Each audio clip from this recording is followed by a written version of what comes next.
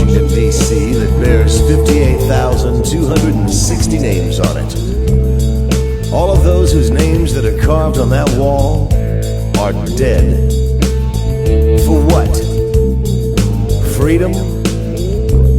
If this country had listened when kids were screaming to stop that slaughter, that wall would have been one hell of a lot shorter. Yet we as a nation still wage wars of choice. Wars encouraged by plutocrats who never have to fight them.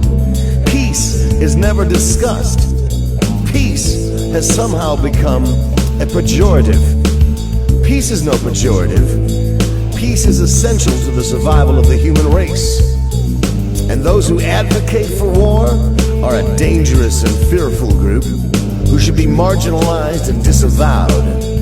War is always the last choice. The dirty fucking hippies were right.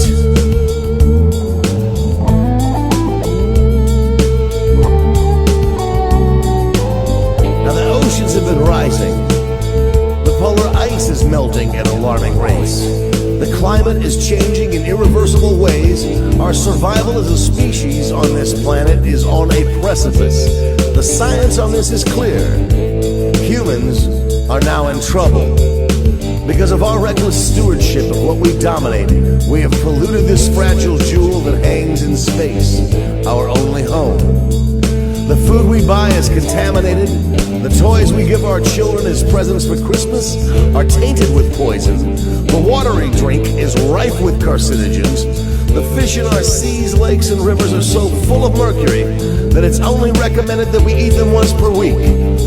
We have now come face to face with our own extinction.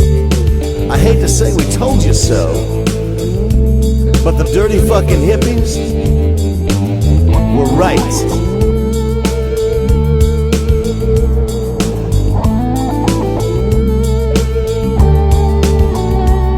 We've elected sociopath after sociopath for the last 30 years to every level of government. Many of them slaves to corporate parasites that gorge themselves at the public trough, while the most vulnerable people in our society, the sick, the young, and the elderly, go wanting. Billions of dollars in profits are being snitched up at the expense and suffering of our neighbors by the jackals that comprise our pharmaceutical companies and insurance companies, both of which pipe their diagnostic wisdom and their fake concern right into our homes via TV and radio commercials. These legal drug dealers now sell their wares with impunity, and the insurance gamblers perform a slick game of three-card Monte right in our living rooms. Most of these drugs have a list of caveats that would make even the most dishonest used car salesman blush. And the insurance hustlers change the rules of the game just when it's time to pay up.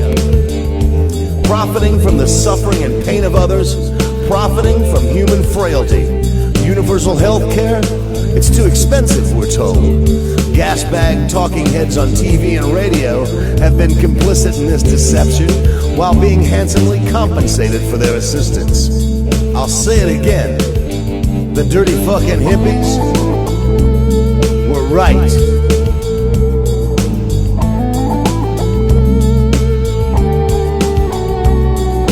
Big box discount stores descend upon small towns in America like alien ships filled with cheap products bought at low prices from countries that pay their workers slave wages. Plutocrats love this business model. Mom and pop shops can't compete with prices set by these huge corporate parasites. And to no one's surprise, many small businesses in these tiny hamlets fail, leaving small towns filled with empty storefronts, and even in some cases forcing these same small business operators to go to work for the very people that ruined their livelihoods. Small town America is subsequently decimated by this invasion, often helpless in stopping it. Wall Street has cannibalized itself. Still hungry, feeling the pangs of their greed, they've now come to the government for their daily meal. And still, without a hint of irony, a spokesman for this ravenous tribe mounts a soapbox and has the temerity to rail against the evils of socialism. Turns out the socialism is for them, the capitalism is for us. Abby Hoffman once baited these banksters by throwing cash onto the floor of the New York Stock Exchange. To no one's astonishment, they demonstrated their insatiable greed. The gluttons couldn't help themselves. They stopped trading, got on their knees, and swept up the free loot. Wall Street should have been reined in long ago.